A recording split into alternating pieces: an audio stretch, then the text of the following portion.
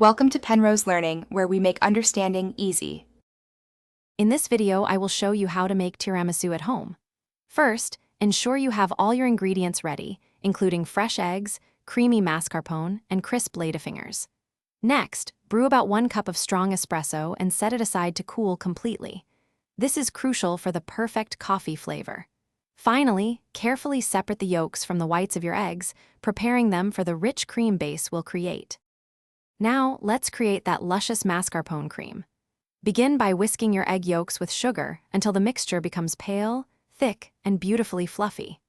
Then, gently fold in about 8 ounces of mascarpone cheese until it's just combined, keeping the texture light.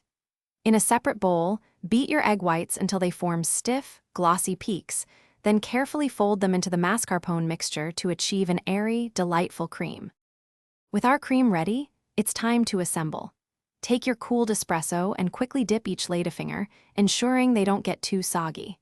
Arrange a single layer of these espresso-soaked ladyfingers at the bottom of your serving dish. Next, spread about half of your delicious mascarpone cream evenly over this first layer of ladyfingers.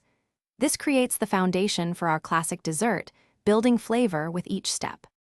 To finish, repeat the layering process. Another round of espresso-dipped ladyfingers, followed by the remaining mascarpone cream. Once assembled, generously dust the entire top with a fine layer of cocoa powder. This adds a beautiful finish and a hint of bitterness.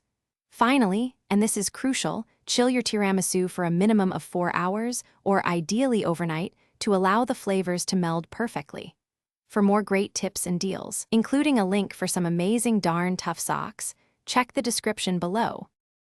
Thanks for watching. If this was helpful, leave a like and consider subscribing. See you next time.